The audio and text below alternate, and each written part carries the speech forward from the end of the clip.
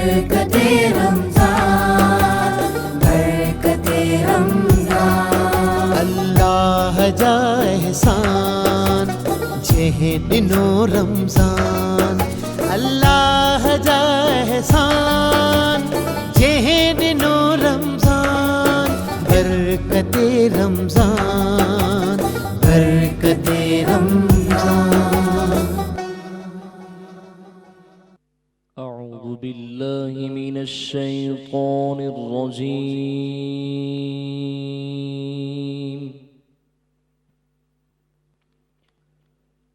بسم الله الرحمن الرحيم،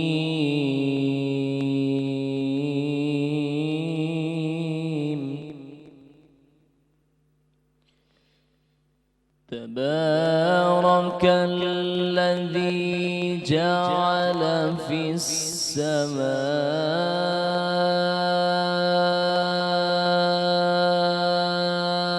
بروجا وجعل فيها سراجا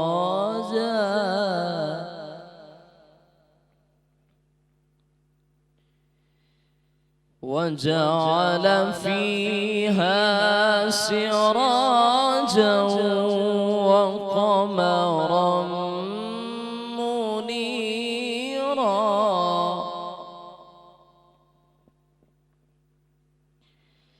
وهو الذي جعل الليل والنهار خلفة لمن أراد أن يذكر أو أراد شكورا،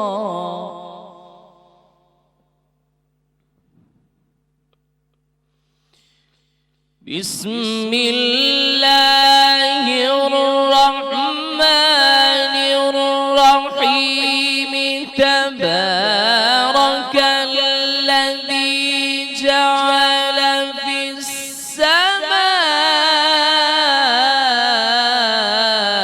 السماء بروجا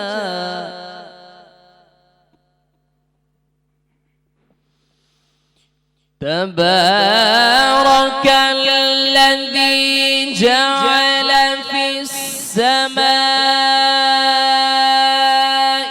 بروجا وجعل فيها سراجا وقمرا منيرا،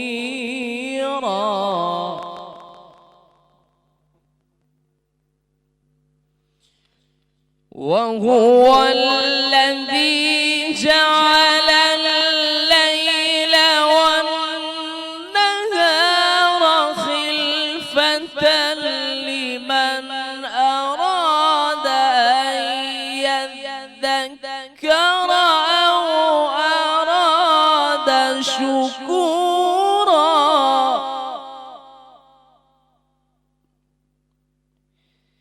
وعباد الرحمن الذين يمشون على الأرض هونا، وعباد الرحمن الذين يمشون على الأرض هونا وإذا خاطبهم الجاهلون قالوا سلاما،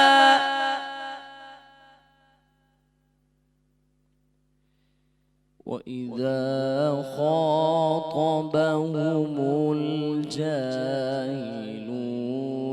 قالوا سلاما،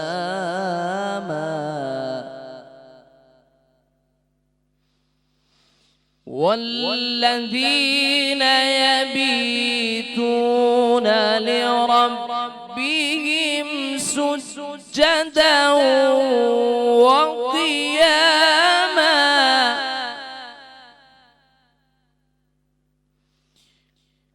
وعباد الرحمن الذين يمشون على الأرض هونا وإذا خاطبهم الجاهلون قالوا سلاما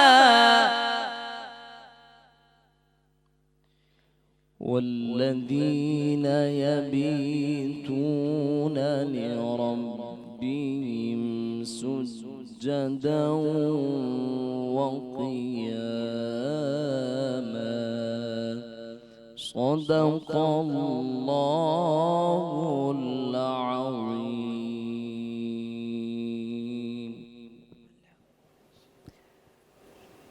बिस्मिल्लाहिर्रहमानिर्रहीम.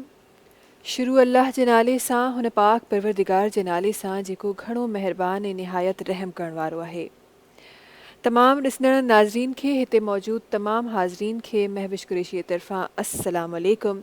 नाज़रीन, ट्रांसमिशन जी शुरुआत में तिलावत कुरान पाक ॾाढी ख़ूबसूरत अंदाज़ में पेश कई हुई, जंहिंमें आवाज़ हो जनाब कारी हाफ़िज़ सुहेल मारफ़ी साहब जो.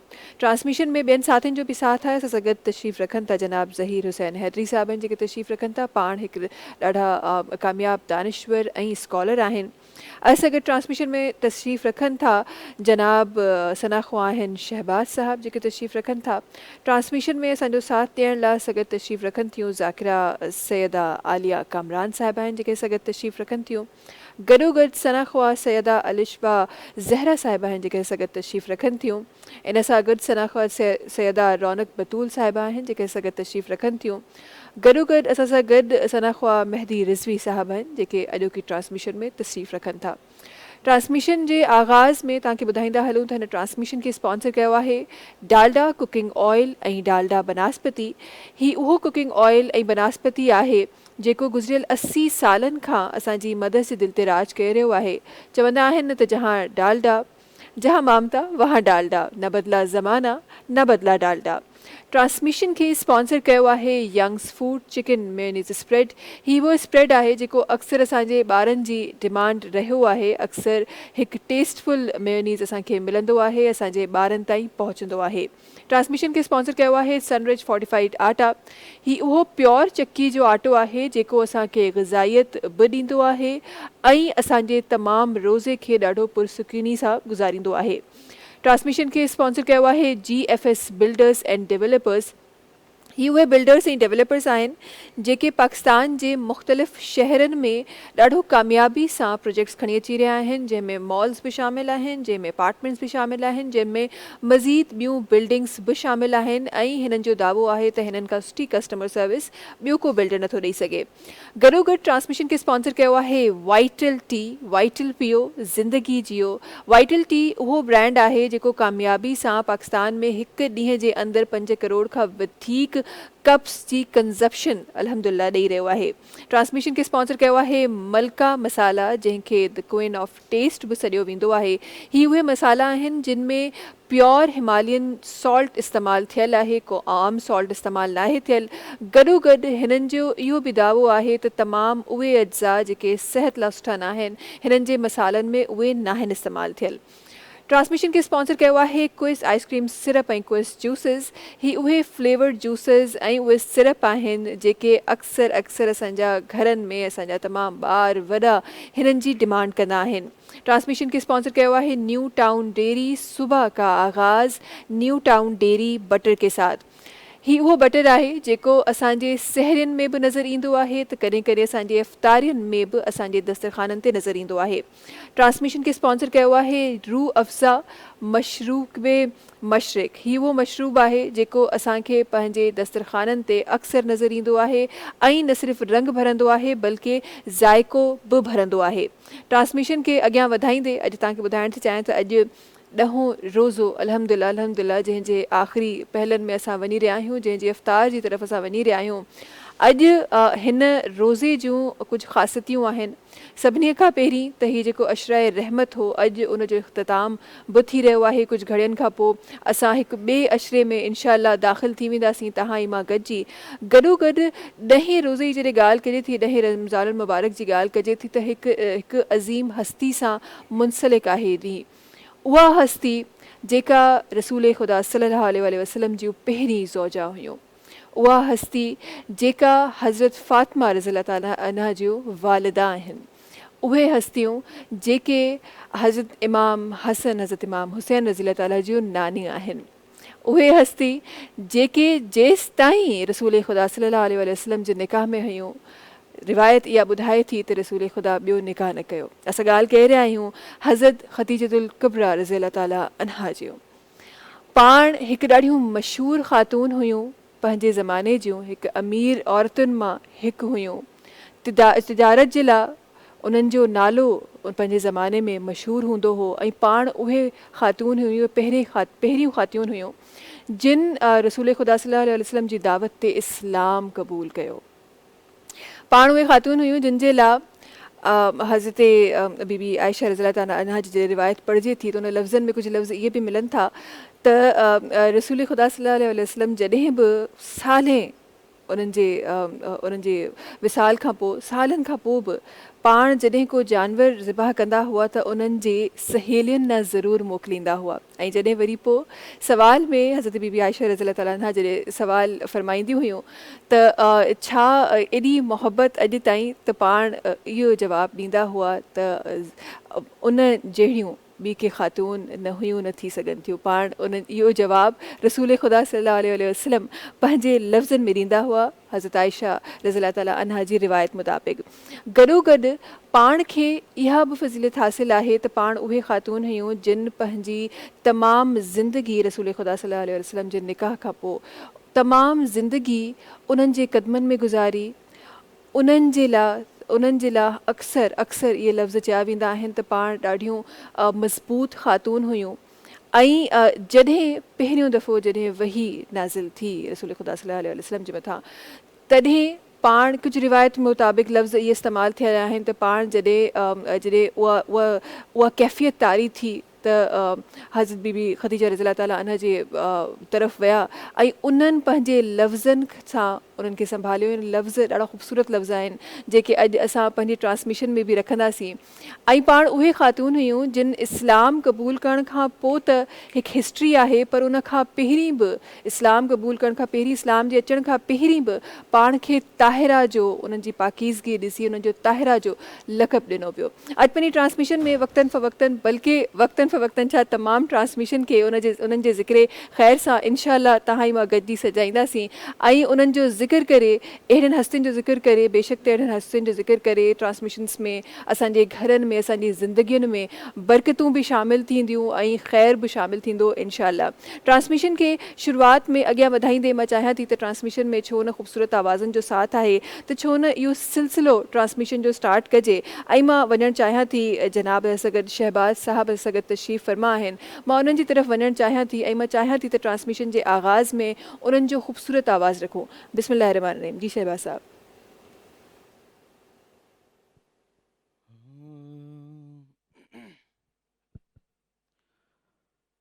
हम क्या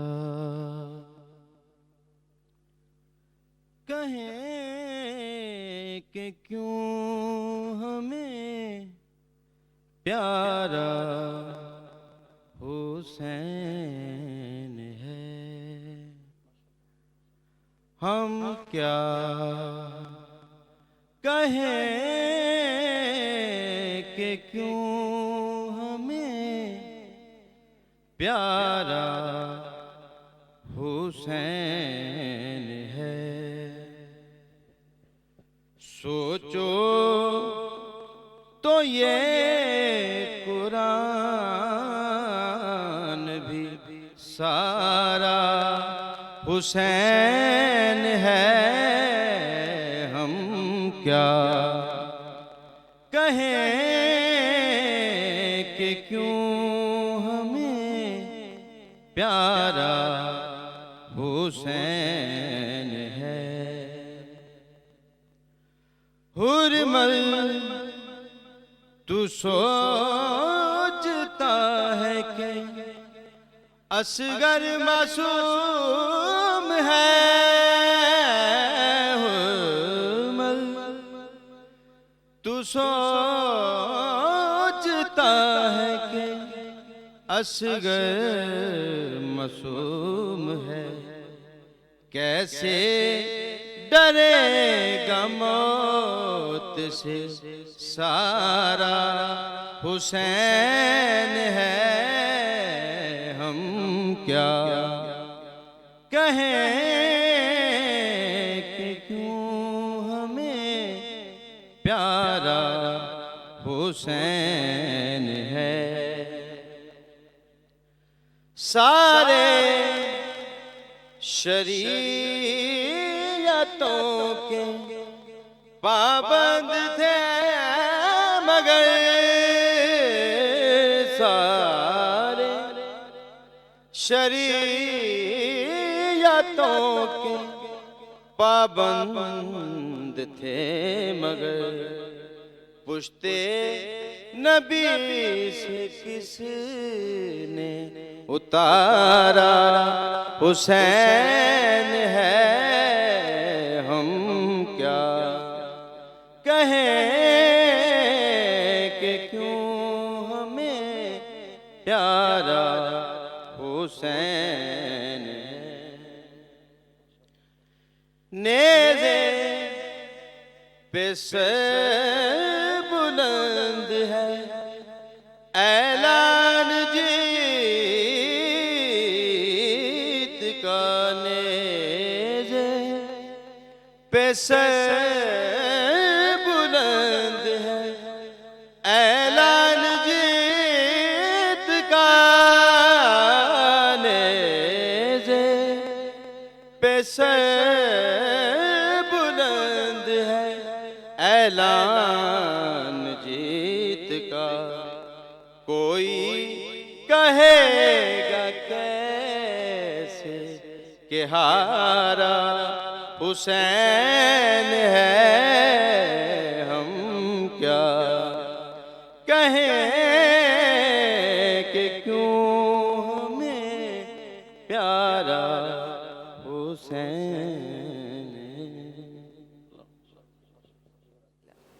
ट्रांसमिशन में वक़्तु ब्रेक जो आहे नाज़रीन ब्रेक जी तरफ़ हलूं था ऐं उन खां पोइ मज़ीद ट्रांसमिशन में ज़िक्र ख़ैर जा लफ़्ज़ इंशाअल्लाह रखंदासीं अॼु ट्रांसमिशन में जीअं मां पहिरीं बि अर्ज़ु कयो त ज़िक्र रहंदो हज़रत ख़दीजतुल कुबरा रज़ियल्लाहु ताला अन्हा जो त इंशाअल्लाह थोरी ई देरि में तव्हां सां मुलाक़ात कंदासीं ऐं उहे ज़िक्र ख़ैर पंहिंजी ट्रांसमिशन में रखंदासीं बरकते रमज़ान बरकते रमज़ान अल्लाह जा एहसान जेहे ॾिनो रमज़ान अल्लाह जा एहसान जेहे ॾिनो रमज़ान बरकते रमज़ान बरकते रमज़ान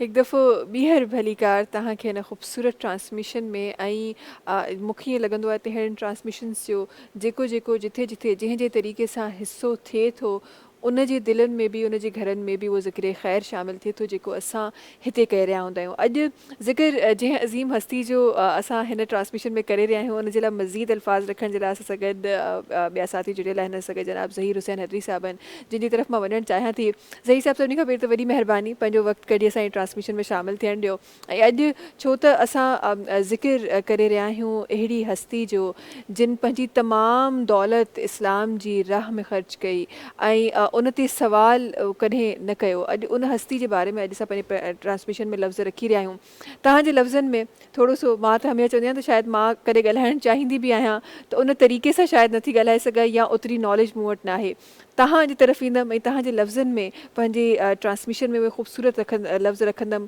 ऐं उहो ख़ूबसूरत ज़िक्र ख़ैर रखंदमि जी तव्हांजी वॾी महिरबानी जो तव्हां काइनात जी अज़ीम हस्ती मोहसिन इस्लाम हज़रत ख़दीजतुल कुबरा ते ॻाल्हाइण लाइ मौक़ो ॾिनो आहे हक़ीक़त में जेकॾहिं उनखे आउं थोरो ॿिनि लफ़्ज़नि में थोरो तमहीदी चवां त त हज़रत मोहम्मद मुस्तफ़ा सल्लल्लाहु अलैहि वसल्लम खे पालियो हज़रत अबू तालिब, पर इस्लाम खे पालियो हज़रत ख़दीजतुल कुबरा। सुभान अल्लाह, सुभान अल्लाह, सुभान अल्लाह। तव्हां चयो त दौलत, असल में उन दौलत जी जेका अहमियत ऐं अज़मत आहे उन जे लाइ आउं जेकॾहिं चवां त ख़ुदावंद आलम कलाम मजीद में हज़रत ख़दीजतुल कुबरा जी दौलत खे पंहिंजी दौलत चयो आहे। इहा तमामु वॾी ॻाल्हि आहे। बिल्कुलु बिल्कुलु। जो कलाम मजीद जी आयत आहे, अलम यजिदक यतीमन फ़आवा, उन खां पोइ वजिदक आला फ़अगना, मूं जॾहिं तोखे यतीम ॾिठो त मूं तुंहिंजी परवरिश कई। ख़ालिक़ काइनात चवे थो त मूं तोखे यतीम ॾिठो त मूं तुंहिंजी परवरिश कई। उहा परवरिश हज़रत अबू तालिब कई, माना ख़ुदावंद आलम अबू तालिब जे अमल खे ख़ुदा पंहिंजो अमल पियो चवे, सुभान अल्लाह, सुभान हज़रत अबू तालिब जे अमल खे। ऐं वरी जॾहिं तोखे जेको आहे सो तंग दस्त ॾिठमि त मूं पंहिंजी दौलत सां तोखे अगना कयो, गनी कयो। वाह वाह वाह वाह, सुभान यानी ख़ुदावंद आलम चवे थो त गनी जेकॾहिं आहे त ख़ुदा जी नज़र में हज़रत ख़दीजा आहे, जंहिंजी दौलत सां मूं मोहम्मद मुस्तफ़ा जी तंग दस्ती खे दूरि कयो। तव्हां ॾिसो हिन वक़्तु केरु बि कोन थो चई सघे त मूं वटि हिकिड़ो 100 रुपए जो नोट बि आहे त 100% जेको आहे सो पाक आहे या हलाल आहे। जेकॾहिं हलाल बि आहे त उन में ॿियनि जा हक़ आहिनि जेके रहिजी था सघनि, पाक न आहे। मगर हज़रत ख़दीजा जी सभु मिल्कियत उनखे ख़ुदावंद आलम जॾहिं त अञा ऐलान नबूत बि कोन थियो हो, उन वक़्त में उहो नबी सरवर काइनात जी जेको सो छा यानी की उन वक़्त में हिकिड़ो हिसो बणिजण पई वई, तो चवे थो त मूं पंहिंजी मिल्कियत सां, माना हज़रत ख़दीजतुल कुबरा जी जेका मिल्कियत आहे उहा अहिड़ी पाको पाकीज़ा आहे, जीअं तव्हां सवेर जुमिलो चयो ताहिरा, त अहिड़ी आहे जॾहिं अञा इस्लाम जो ऐलान नबूअत कोन थियो आहे त सैयदा ख़दीजतुल कुबरा जेका आहे सलामुल्लाह अलैहा, ऐं उनखे सलामुल्लाह अलैहा चवंदुसि, त उहा जेका आहे सा उनजी दौलत पाक आहे। ऐं उन दौलत सां जेका हुन जंहिं नमूने सां इस्लाम जी ख़िदमत कई, ॾिसो उनखां पोइ त काफ़ी मुस्लमान अची विया, दौलतमंद अची विया, उन्हनि मदद कई, पर उन ज़माने में जॾहिं जेके मुस्लमान ग़रीब हुआ, मिसकीन हुआ, सरवर काइनात जे तबलीग ते मुस्लमान थींदा हुआ, त उन वक़्त में जेके मुशरक हुआ उन्हनि खे जेको सो तंग कंदा हुआ, उन ते जेको सो सबो शितम कंदा हुआ, उन ते मुसीबतूं आणींदा हुआ, त उन वक़्त में हज़रत ख़दीजतुल कुबरा हिकिड़े ॾींहुं ॾिठो त सरवर काइनात ग़मनाक आहे, त चई त छो? चई त बिलाल ते हेॾो तशदद थियो आहे ऐं ॿिया जेके मुस्लमान थियनि पिया उन ते हेॾो तशदद पियो थिए ऐं आउं जेको सो उन्हनि जी मदद करे कोन थो सघां, ऐं हीअ जेके बि आहिनि सभु कर्ज़ी आहिनि। त हज़रत ख़दीजतुल कुबरा उन वक़्त में पंहिंजे जेको सो पाण त वरी दौलतमंद हुई, त उन वक़्त में पंहिंजे जेको सो फाइनेंस सेक्रेटरी खणी अॼु जे दौर में पाण चऊं, उन वक़्त में एॾी वॾी दौलतमंद हुई, मलिकतुल अरब हुई, त चई उनखे घुराई, सभिनी जेको आहे सो छा वॾनि सरमाएदारनि खे घुराई ऐं हिकिड़े सभिनी खे चयईं, पाण परदे जे पुठियां वेठी ऐं चयईं त तूं ॿुधायो हिन जेको माण्हू ते तव्हांजो केतिरो कर्ज़ु आहे। मिसाल जे तौर ते पाण चऊं 1000 रुपया, जी मुंहिंजा तव्हां ते घणा आहिनि, जी 2000 रुपया, जी मूं पंहिंजे कर्ज़ तां लीक ॾिनी, हिन खे आज़ादु करियो। अल्लाह, सुभान अल्लाह। उन ज़माने में उन्हनि खे ईअं आज़ादु करणु, इहो हज़रत ख़दीजतुल कुबरा जो कमाल आहे, जो उन वक़्त में सभिनी खे आज़ादु कराई जॾहिं को बि कोन हो सरवर काइनात। इन करे ख़ुदावंद आलम क़ुरान में चयो आहे त जॾहिं तूं तंग दस्त हुए त मूं तुंहिंजी मदद कई, यानी वसीलो ख़ुदावंद आलम जेको आहे वसीलो पियो बनाए ख़दीजतुल कुबरा खे। इहा वॾी अज़मत आहे। बिल्कुलु, बेशक बेशक ईअं ई आहे। असां सां गॾु मोहतरमा ज़ाकिरा सैदा आलिया कामरान साहिबा बि तशरीफ़ रखनि थियूं, चाहिनि थी उन्हनि जा बि अल्फाज़ असांजी ट्रांसमिशन में शामिल थियनि। आलिया साहिबा, ज़ाकिरा आलिया साहिबा, सबसे पहले तो बहुत शुक्रिया आपका भी, अपना वक्त निकाल के आप हमारी ट्रांसमिशन में आई और हमारी ट्रांसमिशन का हिस्सा बनी। हम बात आज कर रहे हैं मोमिनों की माँ की, उम्मुल मोमिनीन की। ज़रा सा चाहती हूँ कि आपके लफ्ज़ों में भी उनका जिक्र हो। सबसे पहले तो मैं धरती टीवी की बहुत शुक्रगुजार हूँ कि उन्होंने मुझे आज इस अजीम दिन शरीक इबादत किया, कि जिस दिन मैं अगर ये कहूँ तो बेजा नहीं होगा कि आज खातून अव्वल का दिन है, और ये माह रमज़ानुल मुबारक का जो पहला अशरा है, इसका इख्तिताम उन हस्ती से मंसूब है कि जो मलिकतुल अरब है, जैसे कि अभी तमहीदन जुमले फरमाए कि वो मलिकतुल अरब है। और मैं अगर ये कह के अपनी गुफ्तगू का आगाज़ करूँ तो बेजा नहीं होगा कि कागज़ पे पहले सूरह मरियम को रकम करूँ, फिर कहीं जाके मैं खदीजा की इस्मत रकम करूँ, और मैं उस साहिब ततहीर की इस्मत क्या करूँ बयां कि जिस घर में रही उस घर के तमाम अफराद भी मासूम औलाद भी वाह, मासूम वाह, और दामाद भी सुभान अल्लाह, मासूम। सुभान अल्लाह, तो ये सुभान जनाब अल्लाह, सुभान खतीजतुल कुबरा सलामुल्लाह अलैहा के जो मलिकतुल अरब है, और उस माशरे में जो ताहिरा है कि जहाँ वहशी अरब का वहशी माशरा है, उस वहशी माशरे में इंसानियत को एक अजीम मकसद तक ले जाने वाली खातून अव्वल हैं बीबी खतीजतुल कुबरा सलामुल्लाह अलैहा, कि जिन्होंने जनाब हबीब खुदा की नुसरत फरमाई अपनी दौलत के ज़रिए। भाई इस्लाम नाम क्या है?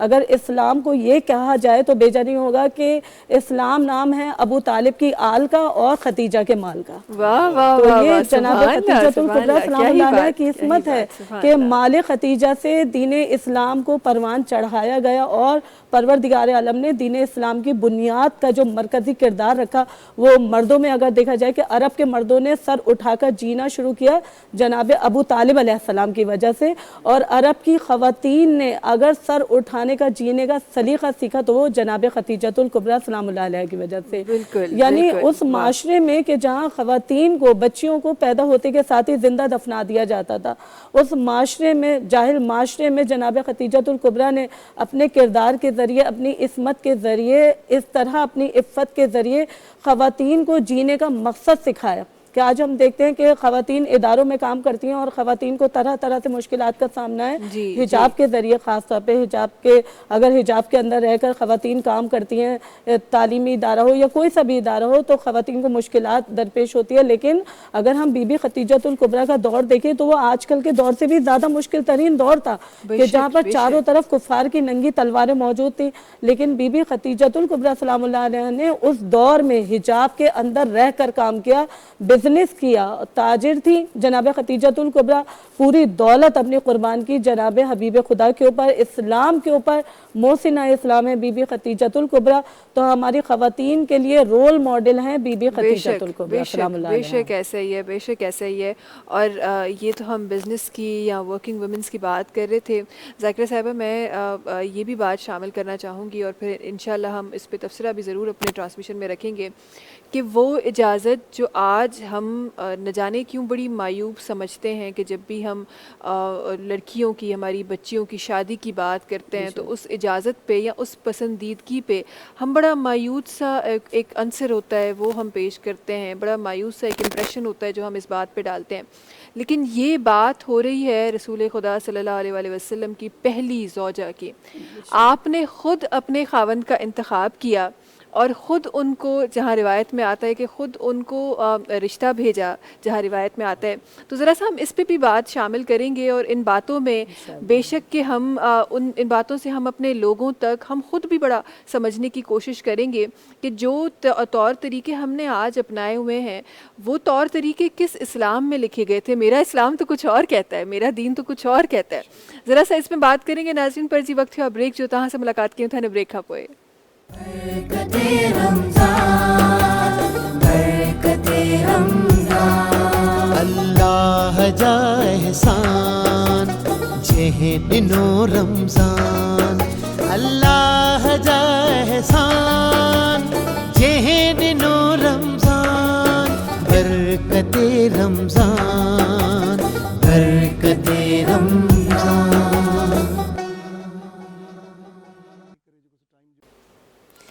बरकते रमज़ान संगत ता सभनी सामो हाज़िर ट्रांसमिशन खूबसूरती से हली रही है, खूबसूरत ज़िक्र ट्रांसमिशन में असां सजाए रहिया आहियूं। ऐं थोरो सो मचण चाहियां थी थोड़ी सी ॻाल्हि जेका असां ब्रेक ते वञण खां पहिरीं असां कई, ऐं दौराने ब्रेक असां किथे न किथे उन बारे में ॻाल्हाए रहियासीं। असां गॾु ज़हीर हुसैन साहब तशरीफ़ फरमा आहिनि।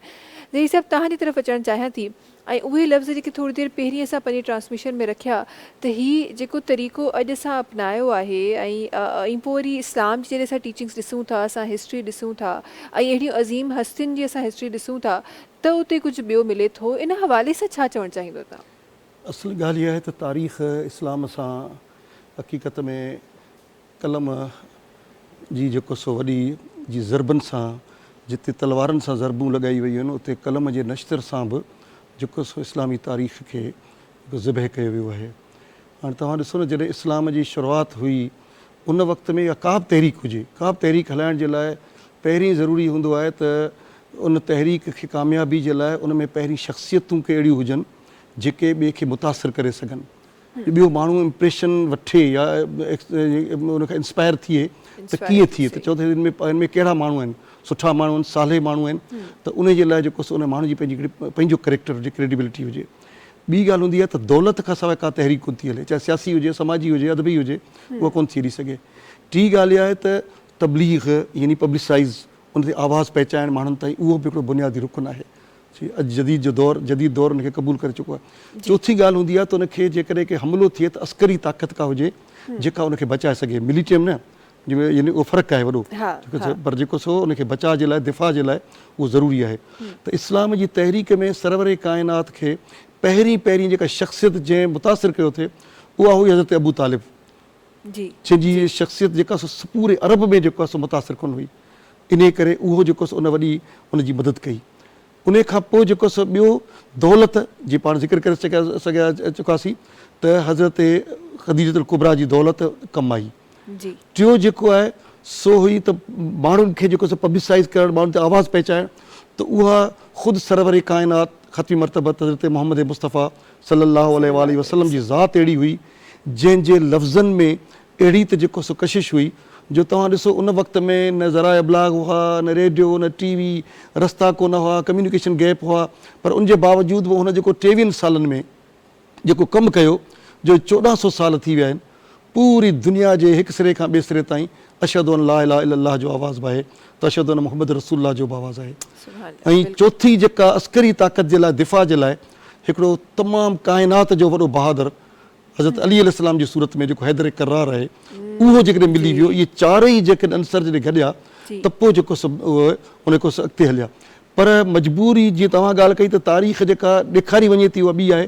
हाणे जीअं तव्हांखे ॿुधायमि त हज़रत अबू तालिब खे ख़ुदावंद आलम चवे थो त मूं तुंहिंजे ज़रिए जेको सो परवरिश कई, मूं परवरिश कई, पर असां वटि तारीख़ में अबू तालिब खे जे ईमान ते बि जेको सो एतिराज़ था थियनि त अबू तालिब काफ़र हो।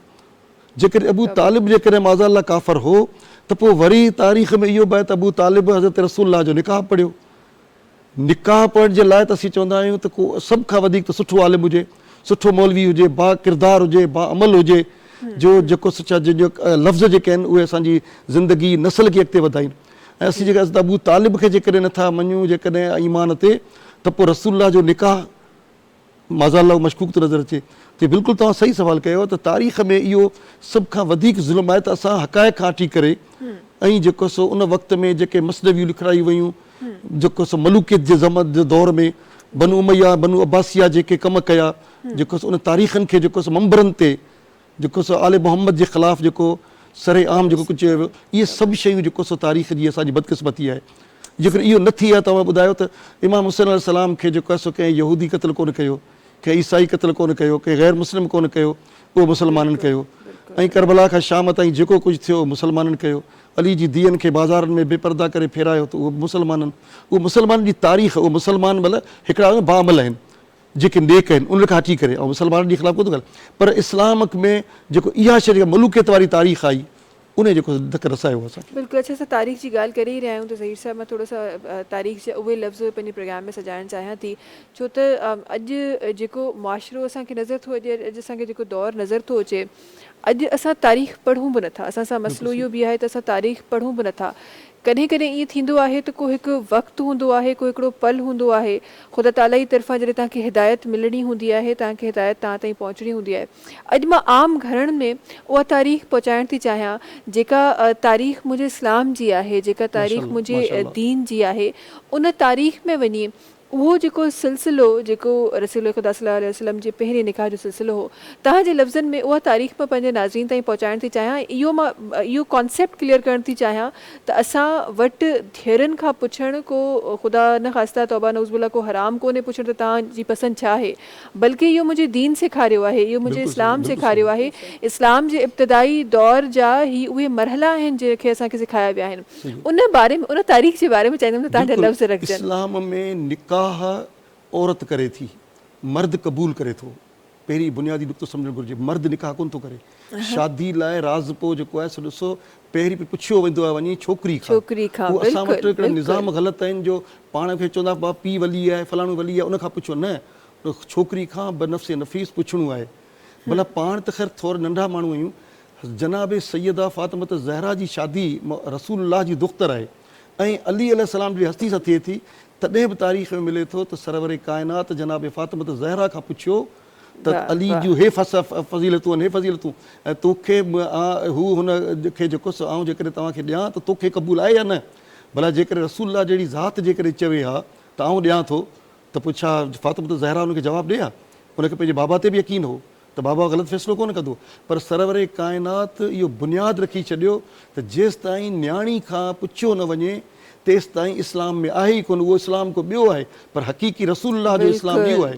ऐं उन खां पोइ जेके असां वटि सीगा पढ़िया था वञनि त उते तव्हां जेकॾहिं गौर करियूं कोन था, असीं निकाह ॿुधी था छॾियूं, पर निकाह में पहिरीं जेको छोकिरी जो वकील आहे उहो जेको आहे सो छोकिरे सां ॻाल्हाए थो, उहो जुमिला ॻाल्हाए थो, अन कहतो मुवक्किली हाज़ा अलल महरल मुअय्यनल मालूम, आऊं निकाह करियां थो वकील बणिजी, जेको महर तोखे ख़बर आहे, जेको महर तो चयो आहे उहो तोखे जेको सो क़बूल आहे। छोकिरी शर्त थी मंझराए, कुंवार शर्त मंझराए थी, छोकिरो चए थो क़बिल तो निकाह हले मुवक्किली हाज़ा अलल महरल मुअय्यनल मालूम, तो जेको महर रखियो आहे क़बिल तो निकाह ऐं क़बूल थो करियां। छोकिरो निकाह खे क़बूल करे थो, छोकिरी क़बूल कराए थी, शर्त रखे थी। त इस्लाम में त छोकिरी जेका आहे कुंवार आहे उहा निकाह थी करे, बिल्कुलु छोकिरी निकाह थी करे, इन करे। पर हाणे असां वटि जेको आहे सो जेकॾहिं ग़लति अंदाज़ पेश थो कयो वञे त ग़लति आहे। त हाणे छोकिरियूं ॾिसो जेकॾहिं पछाड़ी इहो ग़लति नमूने सां जेकॾहिं ग़लति फ़ैसिला करे पोइ चवनि था त बाबा छोकिरी जेको सो भॼी वई फलाण कई, उहो इन करे हुनजी बुनियादु असीं था रखूं, मुआशिरे जी ख़राबी जेका असीं था रखूं। जेकॾहिं न्याणी खे सुठी तरबियत ॾियूं, हा इहो ज़रूरु आहे त न्याणी जेको सो सुठी तरबियत हूंदी त फ़ैसिला उहो सही करे सघंदी, उहा ज़रूरु आहे। किथे किथे असां न्याणियूं बि किथे वेही थियूं वञनि थियूं मुआशिरती ग़लति तरबियत जे करे, पर पीउ माउ जो एतमाद हुजे, छोकिरी जी सुठी तरबियत हुजे त पोइ थी सघे थो। हज़रत ख़दीजतुल कुबरा जी शादीअ लाइ सरवर काइनात ख़ुदि हली विया आहिनि, हज़रत ख़दीजा जे घर ते घोट बणिजी ऐं हज़रत ख़दीजा खे वठी आया आहिनि। हालांकि सरवर काइनात जी ॿियूं ज़ालूं बि हुयूं, पर तारीख़ में ख़ामोश आहे, पर जनाब ख़दीजतुल कुबरा उहा आहे जंहिं लाइ तारीख़ चयो आहे त वियो आहे ऐं उते जेको सो महर जो बुनियादु बि रखियो। महर जेका आहे सभु हज़रत अबू तालिब ॾिनी आहे, हज़रत अबू तालिब हज़रत ख़दीजतुल कुबरा जी महर बि रखी आहे ऐं जेको सो निकाह थियो आहे। अञा तव्हांखे थोरो वधीक ॿुधायां, जॾहिं तव्हां शादी जी ॻाल्हि कई आहे त हज़रत ख़दीजतुल कुबरा जो जेको वलीमो थियो आहे उन में हज़रत अबू तालिब 1600 दुंबा, थोरो तव्हां इमेजिन करियो, हिन दौर में बि जेको वॾियूं वॾियूं शादियूं थियनि थियूं, वॾनि हॉल्स में थियनि थियूं, 1600 दुंबा, 700 ऊठ, 700 ऊठ जेको सो हज़रत ख़दीजतुल कुबरा जे वली में बि थिया आहिनि। तव्हां अंदाज़ो लॻायो त केतिरनि ग़रीबनि मिस्कीननि केतिरो कुझु खाधो हूंदो ऐं केतिरी वॾी शादी हूंदी। ऐं हज़रत अबू तालिब जेको आहे सो इन शादी ते जेको आहे सो पंहिंजो पाण ख़ुशीअ सां महर बि ॾिनी आहे। ऐं उन खां पोइ वरी बि जॾहिं शादी करे हज़रत ख़दीजतुल कुबरा घर में आई आहे, साहुरे जे घर में, हुज़ूर अकरम जे घर में आई आहे, त कॾहिं बि छोकिरी जेका आहे सो पंहिंजे साहुरे घर में अचण खां पोइ वलीमो पंहिंजो कोन कंदी आहे। जेको छोकिरे वारा हूंदा आहिनि वलीमो कंदा आहिनि, हिकिड़ो वलीमो थींदो आहे। हीउ वाहिद वलीमो आहे जेको हज़रत ख़दीजतुल कुबरा हज़रत अबू तालिब खां इजाज़त घुरी, मूंखे इजाज़त ॾियो त आऊं वॾी फाइनेंसर आहियां, मूं वॾी दौलतमंद आहियां, मूंखे इजाज़त ॾियो आऊं पंहिंजो वलीमो पंहिंजे ख़र्च सां बि करियां। हज़रत ख़दीजतुल कुबरा पंहिंजे ख़र्च सां वलीमो कयो आहे। हीअ जेको यूनिक शयूं आहिनि, जेके मतिलबु इनफ़रादी शयूं आहिनि, जेके असांखे कोन थी ॿुधाई वञनि। ऐं बदकिस्मती इहा आहे त हज़रत ख़दीजतुल कुबरा जो ज़िक्र बि घटि थो थिए। सभई असां लाइ क़ाबिल एतिराम असांजी उम्मुल मोमिनीन आहिनि, मगर हज़रत ख़दीजतुल कुबरा जेका 28 साल गॾु रही आहे रसूल अकरम सां गॾु, अकेली, जीअं तव्हां ज़िक्र कयो, अकेली रही आहे, ॾुखनि सुखनि में गॾु रही आहे, सुखनि में घटि ॾुखनि में वधीक रही आहे, पर उन जो ज़िक्र घटि थो थिए, हज़रत अबू तालिब जो ज़िक्र घटि थो थिए। बिल्कुलु। ऐं उन ई जो सिलसिलो अॻियां वधाइण जे लाइ, उन ज़िक्र खे अॻियां वधाइण जे लाइ अॼु ही ट्रांसमिशन सजाई वई आहे जंहिंमें तव्हां ऐं मां गॾिजी मौजूदु आहियूं। थोरो सो मां वञणु चाहियां थी ज़ाकिरा सैयदा आलिया कामरान साहिबा बि असां सां गॾु तशरीफ़ फरमाए, थोड़ा सा उन्हनि जी तरफ भी वञणु चाहियां थी। जिस तरह जनाब बड़े तफसील से उस निकाह के बारे में फरमा रहे थे जो रसूल खुदा सल्लल्लाहु अलैहि वसल्लम का निकाह था, और फिर जो हमारे आज के मुआशरे में जो कुछ हो रहा है उस पर रोशनी डाल रहे थे। मैं ज़रा सा आपके लफ्ज़ों में, क्योंकि जनाब ने उस निकाह की बात करी दी है, उस अजीम निकाह की बात करी दी है, तो मैं ज़रा सा आपके लफ्ज़ों में उस निकाह की, वैसे तो कहते हैं निकाह इतनी पाकीज़ा चीज़ है, उतनी ताकतवर चीज़ है, जो बहुत ही खूबसूरत एक अमल है, लेकिन वो मोहब्बत جو رسول خدا کی ہو صلی اللہ علیہ وسلم کی ہو، اس کے بارے میں کیا الفاظ آپ رکھیں گی؟ اور وہ ایسی محبت کہ جب تک وہ نکاح میں تھی کوئی اور نکاح نہیں کیا گیا، ذرا سا اس کے لیے چاہوں گی کہ ہماری ٹرانسمیشن میں کچھ الفاظ رکھیں۔ خوبصورت آپ کا سوال ہے، اور یقیناً دیکھیے اللہ تعالیٰ نے جب انسانیت کی ابتدا کی تو ازواجی رشتے کے ذریعے کی، ماں باپ کا رشتہ پہلے نہیں بنایا، نہ بھائی بہن کا رشتہ پہلے بنایا، اللہ تعالیٰ نے انسانیت کی ابتدا میاں بیوی کے عظیم رشتے سے کی، جناب آدم و حوا کے۔ اچھا اب ہم تاریخ پہ اگر نگاہ ڈالیں تو ہمیں کہیں شوہر خیر کی طرف نظر آئے گا اور زوجہ شر کی طرف نظر آئے گی۔ تاریخ میں ایسے بھی ہمیں جوڑے نظر آئے کہ جہاں پر کہیں شوہر خیر کی طرف ہے، زوجہ شر کی طرف ہے، کہیں زوجہ خیر کی طرف ہے، جیسے جناب آسیہ سلام اللہ علیہ اور ان کے شوہر فرعون وہ شر کی طرف ہمیں نظر آئے۔ جناب لوط علیہ السلام، جناب نوح علیہ السلام خیر کی طرف تھے، لیکن ان کی زوجہ جو تھی دونوں شر کی طرف تھی۔ یہ جوڑا جو ہے نا مولا کائنات اور جناب فاطمہ زہرا سے پہلے کا جوڑا جو تھا، ان کے بعد جو عظیم جوڑا بے مثال جوڑا ہے وہ علی اور فاطمہ کا، لیکن علی اور فاطمہ کے جوڑے سے پہلے جو جوڑا عظیم جوڑا ہے وہ ہے محمد اور خدیجۃ الکبریٰ سلام اللہ علیہ، کہ جہاں دونوں ہی ہمیں خیر کی طرف نظر آئیں گے۔ اور محبت کی جہاں تک آپ نے بات کی، محبت تو بے شک بڑا عظیم رشتہ ہے، اور اگر یہاں محبت میاں بیوی کے عظیم رشتے کی طرف دیکھی جائے تو ہم نے یہاں یہ بھی دیکھا کہ تاریخ نے جناب خدیجۃ الکبریٰ سلام اللہ علیہ کی عمر کے حوالے سے خاص طور پر غلط قسم کی روایات کو جنم دیا کہ ماد اللہ آپ کی عمر اتنی تھی جناب خدیجۃ الکبریٰ کی، اور کہیں تو آپ کے کردار کو بیوہ کے کردار کے طور پر بھی پیش کیا گیا، جو کہ نہایت ضعیف روایت ہے۔ جبکہ جناب خدیجۃ الکبریٰ سلام اللہ علیہ کے جیسے ابھی ہم نے گفتگو کا آغاز کیا تھا کہ انہوں نے اپنا رشتہ بھی خود بھجوایا، یعنی انہوں نے خواتین کی وقار کے خلاف ہے اپنا رشتہ بھجوانا، لیکن یہاں چونکہ سامنے محمد جیسا عظیم رشتہ تھا اور یہاں زوجہ کے طور پر تھی بی بی خدیجۃ الکبریٰ سلام اللہ علیہ، تو رول ماڈل کے طور پر انہوں نے وہ رشتہ اپنا بھجوایا اور خواتین کے لیے یہ میسج دیا، اور بلکہ والدین کے لیے بھی یہ میسج دیا کہ اگر کہیں بیٹی کو کوئی پسند آ جائے، اور پسند بھی ایسا ہے جو آپ کا ہم پلہ ہو، ہم نسب ہو، اور کردار میں بھی اعلیٰ ہو، اور ہر طریقے سے آپ کے ساتھ ساتھ ہم پلہ ہو، تو کوئی حرج نہیں ہے، بیٹیاں اپنا رشتہ بھجوا سکتی ہیں۔ تو جناب خدیجۃ الکبریٰ سلام اللہ علیہ نے ایمانداری اور ان کی سچائی دیکھ کر رشتہ بھجوا دیا، اور پھر یہ عظیم شادی ہوئی۔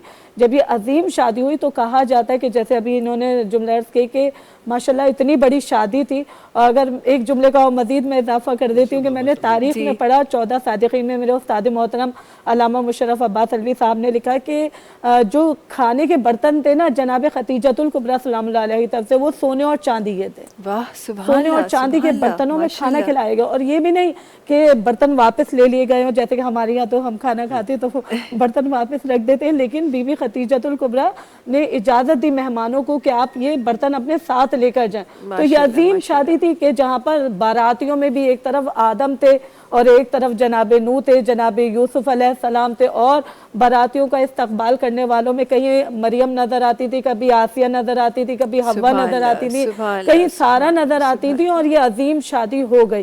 بہرحال شادی ہوئی، اور پھر جناب خدیجۃ الکبریٰ سلام اللہ علیہ نے جب غار حرا میں جناب حبیب خدا صلی اللہ علیہ وآلہ وسلم کے اوپر وحی کا نزول ہوتا تھا تو بی بی خدیجۃ الکبریٰ سخت ترین حالات میں بھی گزر کر جناب حبیب خدا کے لیے کھانے کا انتظام کیا کرتی تھی۔ وہ ملکۃ العرب کے جن کو دولت کی کوئی کمی نہیں، لیکن آج تو ہم اور آپ اللہ پاک پروردگار عالم ہم آپ تمام لوگوں کو زیارت پر لے کر جائے اور ہم اس مقام کی زیارت کریں کہ جب ہم دیکھیں گے نا آج کا راستہ تو بڑا آسان ہے، لیکن قدیم زمانے میں وہ کتنا دشوار ترین راستہ تھا۔ یہ ایک زوجہ کی محبت تھی اپنے شوہر سے کہ انہوں نے دشوار ترین راستوں سے گزر کر اپنے شوہر کے لیے کھانے کا انتظام کیا، اور اپنے شوہر کے لیے کھانا لے کر جاتی تھی جبکہ چاروں طرف سے کفار پتھر برساتے تھے جناب خدیجۃ الکبریٰ کے اوپر، لیکن بی بی سخت ترین مصائب سے گزرتی ہوئی اپنے شوہر کے لیے کھانے کا انتظام کیا کرتی تھی۔ یہی وجہ ہے کہ یہ واحد شادی تھی کہ جہاں پر رسول خدا خود بارات لے کر بی بی خدیجۃ الکبریٰ کے گھر گئے، اور یہ واحد زوجہ تھی جناب خدیجۃ الکبریٰ کے جو 25 سال بلا شرکت غیر جناب خدیجۃ الکبریٰ کی شادی مولا جناب حبیب خدا سے رہی، اور ان کی زندگی میں انہوں نے کسی اور سے شادی نہیں کی۔ جس طرح مولا کائنات نے بی بی فاطمہ زہرا کی موجودگی میں کسی سے شادی نہیں کی، یہ محبت کی اعلیٰ ترین مثال ہے کہ زوجہ اگر خدیجۃ الکبریٰ جیسی ہو تو آپ کو کسی اور زوجہ کی ضرورت ہی نہیں واہ ہے. سبحان اللہ اور سبحان جب اللہ، کیا زوجہ ہی فاطمہ بات، جیسی ہو تو علی کو بھی فاطمہ کے ہوتے ہوئے کسی اور زوجہ کی ضرورت نہیں. واہ جی واہ، ماشاء اللہ بڑی ہی خوبصورت بات. اور پھر یہاں پھر یہ جب ہم یہ ساری باتیں کرتے ہیں تو وہاں پھر یہ بات بھی یاد آتی ہے کہ اس سال کو، جس سال میں آپ کا وصال ہوا، اس سال کو رسول خدا صلی اللہ علیہ وآلہ وسلم نے دکھ کا سال قرار دیا، کیونکہ اسی سال میں کسی جی بیت الحزن، اسی سال میں غالباً کہیں کسی روایت میں کہا جاتا ہے کہ 3 دن، کہیں 3 مہینے، کہیں 5 دن، ڈفرینٹ روایت یہ تھا چاہیے رہا ہو تو سن ہسٹری میں نہ سکے آپشنز نظر تا اچن. سو ڈفرینٹ روایت ہیں ان مطابق تا ہک تا پہری وصال حضرت ابو طالب جو تھے وہ ان کھا پو حضرت بی بی خدیجہ الکبریٰ رضی اللہ تعالیٰ عنہ جو وصال، تو ان سال کے رسول خدا صلی اللہ علیہ وآلہ وسلم پنجے لفظن میں ڈکھ جو سال قرار ॾिनो. इहा उहा मिसाल हुई उन मोहब्बत जी. ऐं किथे वरी रिवायतुनि में असांखे इहो बि पढ़ण लाइ मिले थो त पाण सगोरा सल्लल्लाहु अलैहि वसल्लम पाण उन्हनि जे विसाल खां पोइ अफ़सरदा बि नज़र आया. इहो बि रिवायत में पढ़ण लाइ मिले थो. अच्छा जी, ट्रांसमिशन ॾाढी ख़ूबसूरती सां हली रही आहे. ज़िक्र ख़ैर जो त साथ आहे ई आहे, कंटिन्यू ईअं ई कंदा रहंदासीं. पर मां चाहियां थी त छो त ख़ूबसूरत आवाज़ूं असां गॾु ट्रांसमिशन में तशरीफ़ रखनि थियूं त छो न असां उन्हनि जी तरफ़ बि वञूं. असां गॾु मोहतरमा सैदा अलिशबा ज़हरा साहिबा आहिनि जेके तशरीफ़ फरमा आहिनि. उन्हनि खे मां गुज़ारिश कंदमि त पंहिंजी ख़ूबसूरत आवाज़ असांजी ट्रांसमिशन में सजाइनि, ताकी जेको ख़ूबसूरत ज़िक्र हले पियो उन ख़ूबसूरत ज़िक्र सां गॾोगॾु असांजा उहे लफ़्ज़ बि ख़ूबसूरत जेके हिननि जी आवाज़ में हूंदा असांजी ट्रांसमिशन में शामिल थियनि. बिस्मिल्लाह रहमान रहीम. जुदा आप की ये शान खतीजा है, सबसे जुदा आप की ये शान खतीजा है, सबसे जुदा आप की ये शान खतीजा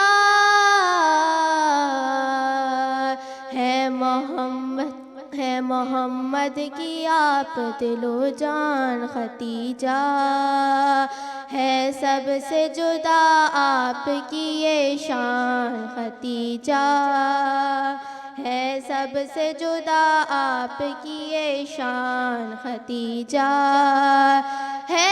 हद ये फ़ज़ाइल की के मलका है अरब की है, हद ये फ़ज़ाइल की के मलका है अरब की.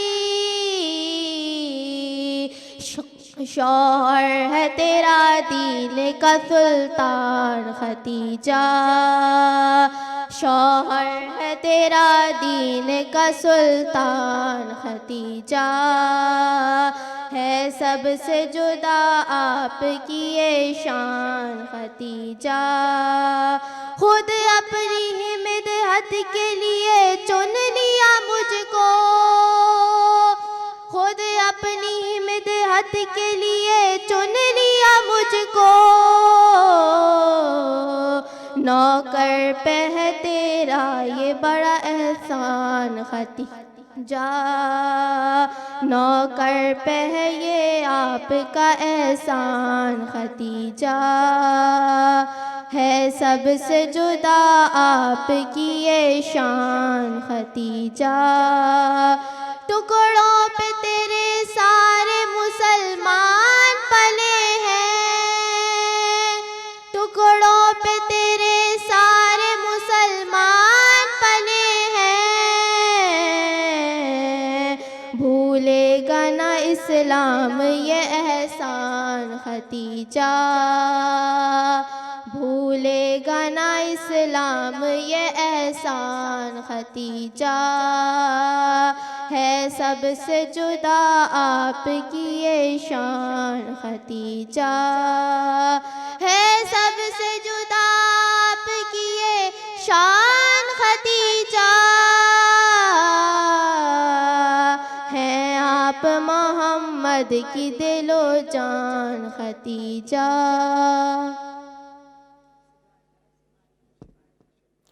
अच्छा जी, ख़ूबसूरत आवाज़ जो भी साथ आहे, लफ़्ज़नि जो भी साथ आहे, ज़िक्र ख़ैर बि थी रहियो आहे. छो न ट्रांसमिशन में ब्रेक वठिजे. नाज़रीन, वक़्तु थियो आहे ब्रेक जो. तव्हां सां मुलाक़ात कयूं था हिन ब्रेक खां पोइ. बरकते रमज़ान, बरकते रमज़ान. अल्लाह जा एहसान जंहिं ॾिनो रमज़ान, अल्लाह जा एहसान जंहिं ॾिनो रमज़ान, बरकते रमज़ान, बरकते रमज़ान। हिकु दफ़ो ॿीहर भली कार अॼोकी ट्रांसमिशन में जीअं ख़ूबसूरत आवाज़नि जो बि शुमार थी रहियो आहे, हिकु ॿी आवाज़ आहे जेका सगत तशरीफ़ फरमा आहे जनाब साकिब रज़ा साहब आहिनि जेके सगत तशरीफ़ फरमा आहिनि। जनाब खे गुज़ारिश कंदासीं त हिन ख़ूबसूरत ट्रांसमिशन में पंहिंजो ख़ूबसूरत आवाज़ सजाइनि। बिस्मिल्लाह रहमान रहीम।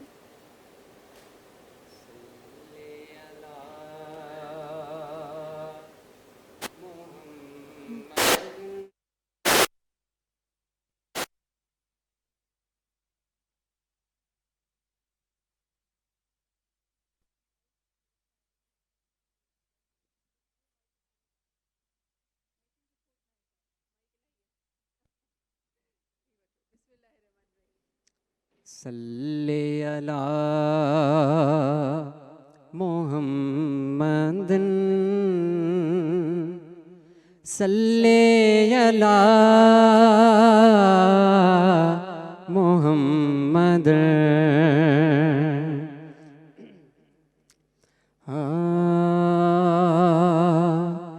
ए मुझा मिठा मदनी मूंखे बि मदीनो ॾेखार, ओ वेही मस्जिद नबवीअ जो सुबुह शाम कयां दीदार। अल्लाह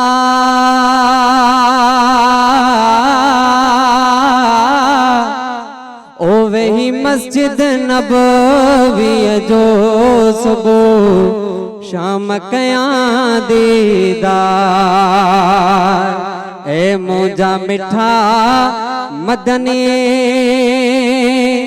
मूंखे बि मदीनो ॾेखार, ओ वेही मस्जिद नबवीअ जो सुबुह शाम कयां दीदार। ओ सब तुझे वस में आ, सब तुझे वस में आ, तो ले केड़ी वडी ॻाल्हि या, बस इशारो आंगुर जो ॾे अची आऊं पुॼां दिलदार। ए मुझा मिठा मदनी मूंखे बि मदीनो ॾेखार, ए मुझा मिठा मदनी असां सभिनी खे मदीनो ॾेखार, ओ वेही मस्जिद नबवीअ जो सुबुह शाम कयां दीदार। हिते सिक में वेठो सिका तोड़े मदनी कीअं चा,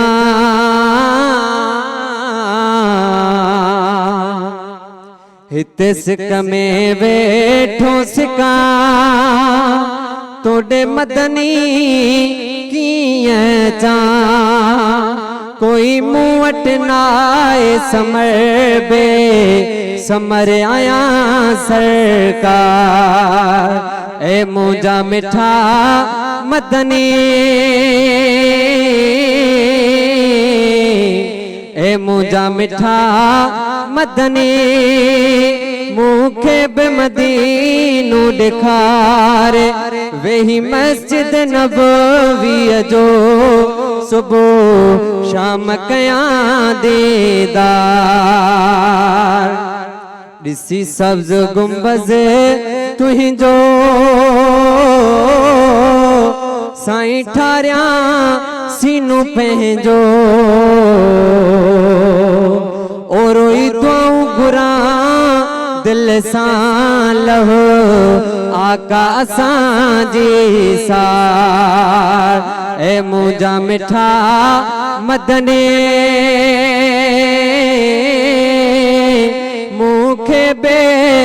मदीनू दिखारे ओ वही मस्जिद नबवी जो सुबह शाम कया देदार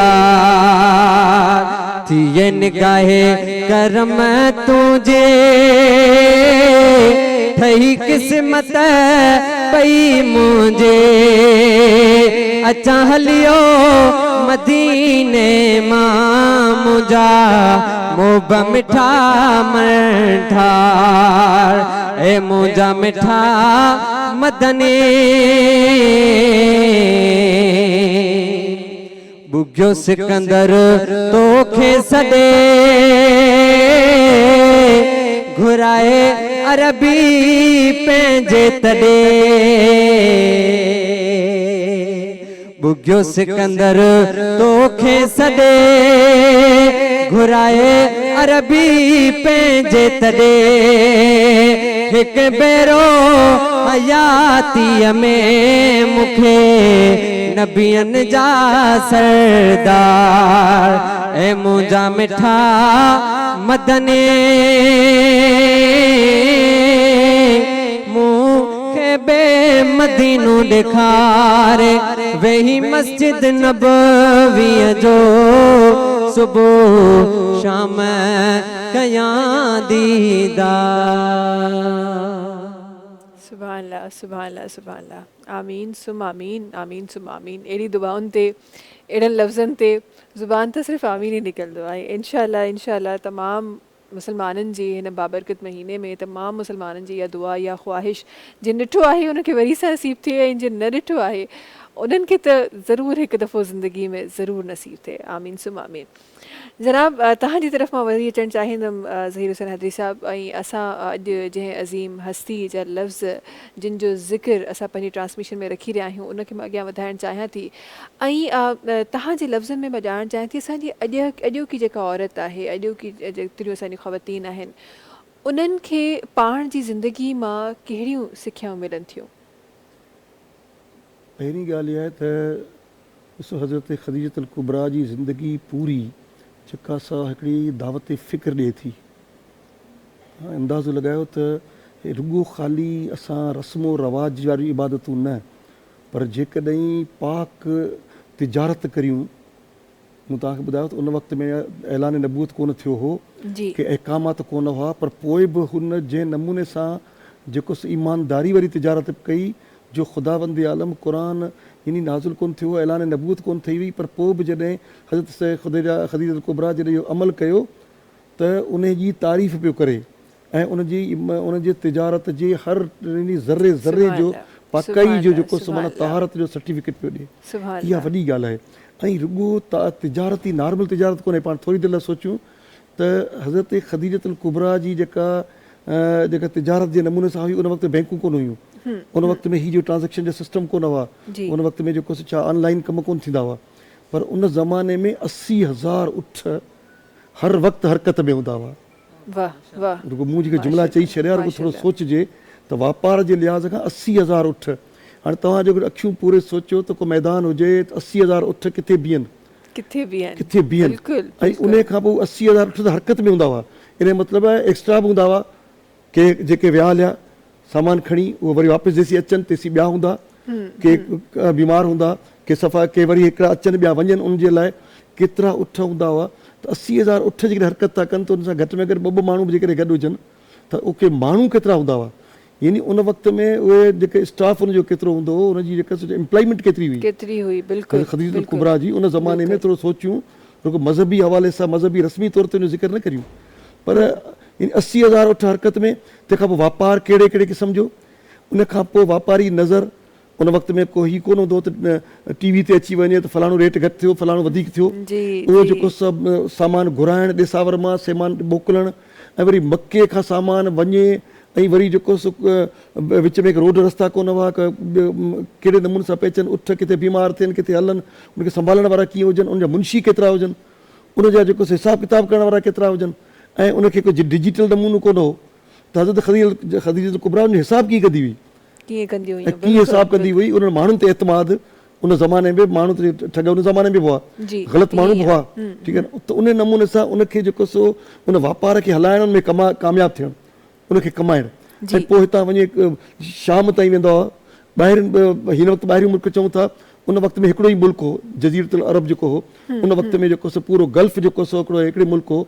हिन वक़्तु उहो ईरान बि उन वक़्त में हो, उर्दन बि साॻियो हिकिड़ो मुल्क हो, त बसरो बि उन मुल्क में हो, त शाम बि हिकिड़ो मुल्क हो।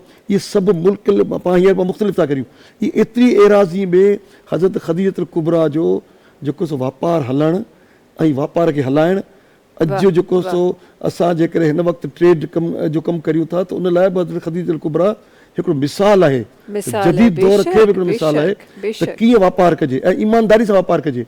अहिड़ो ईमानदार वापारु जो रसूलुल्लाह जहिड़ी हस्ती उन वापार खां मुतासिर हुजे, ऐं वरी जॾहिं सरवरे काइनात खे मोकिले थी त तूं वापारु करे वरी उहो वापसि थो अचे, त तारीख़ में मिले थो त हू हिसाब पियो ॾे। ऐं बीबी ख़दीजतुल कुबरा हिसाब ॾिसे ई कोन थी, फ़क़ति मोहम्मद मुस्तफ़ा ते नज़र आहे। त हुन ते जे नज़र आहे त हुन ते इहा ई हिकिड़ी जेका झलक हुई जंहिं उनखे मुतासिर कयो, जो उन खां पोइ जेको उनखे शादी जो जेको पैगाम ॾिनई। त अहिड़े नमूने सां उन मां असांजो जेको पूरी दुनिया जे बैनुल अक़वामी लेवल ते जेको वापारी हिसाब आहे, उन खां पोइ उन ज़माने में तहारत, सिद्दीक़ा, सचाई जो मयार, ऐं उहो ई लक़ब जेको सो उनजी दुख्तर हज़रत बीबी फातिमा ज़हरा खे सिद्दीक़ ऐं ताहिरा जो मिलियो, सचाई जो, सची सॻोरी असीं जेके सिंध में चवंदा आहियूं सची सॻोरी, उहा बीबी फातिमा ज़हरा जो निशान आहे। ऐं पोइ जेको आहे सो मोबाइले में जेको हुज़ूर अकरम वञनि था, त उते बि जेको आहे सो हुकुम थो थिए त तूं जेको आहे सो उन सॾु कर, अबनाना व अबनाकुम व निसाना व निसाकुम व अनफुसना व अनफुसकुम, तूं पंहिंजे पुटनि खे सॾु कर, असीं पंहिंजे पुटनि खे सॾु था करियूं। ईसाइनि खे आहे त तव्हां पंहिंजे पुटनि खे वठी अचो, तव्हां पंहिंजी औरतुनि खे वठी अचो, असां पंहिंजी औरतुनि खे वठी था अचूं, तव्हां पंहिंजे जेको नफ़्स खे वठी अचो, असां पंहिंजे नफ़्सनि खे वठी था। पोइ छा करिणो आहे? सुमन नब्तल फनजल लानतुल्लाह अलल काज़िमीन, पोइ गॾिजी जेको दुआ था करियूं, जेको कूड़ो आहे उन ते लानत आहे। माना मोबाइल जो जेको नतीजो आहे, क़ुर आहे इहो, का हदीस रवायत कोन्हे, त हलूं था सचा वठी, त ख़ुदावंदी आलम जॾहिं चयो रसूल खे तूं पंहिंजे सचा वठी वञ, पुट वठी अचु, त पुट जी जॻह ते हसन हुसैन खे वठी वियो। गोया फ़ैसिलो करे क़ुर जे हिसाब सां त मुंहिंजी नज़र में पोइ मुंहिंजा पंहिंजा अज़ीज़ रिश्तेदार केतिरा बि आहिनि, पर सदाकत जे मयार ते हसन ऐं हुसैन पुट आहिनि। ऐं जेको सो धीअरूं या औरतूं, त औरतूं रसूल अकरम जे ख़ानदान में इलाही हुयूं, पर सदाकत जे मयार ते निसाना व निसाकुम में फ़क़ति सरवरे काइनात खे सैयदा फातिमा ज़हरा नज़र आई, त सिद्दीक़ा इहा आहे। यानी सचाई जे मयार ते, क़ुर जे मयार ते, ख़ुदा जे मयार ते सिद्दीक़ा जेको सो छा फातिमा ज़हरा आहे। ऐं जेको सो वरी सिद्दीक़ नफ़्स जी जॻह ते पंहिंजो जानशीन, उहो दुनिया जी नज़र में केरु बि हुजे मगर अली अलैहिस्सलाम जेको आहे उन खे वठी था वञनि मोबाइले में। त इहा सॼी जेका सम्झो नसल में मिली, सिद्दीक़ा ताहिरा, हज़रत ख़दीजतुल कुबरा, वरी उन जी दुख्तर जेका आहे सा हज़रत फातिमा ज़हरा।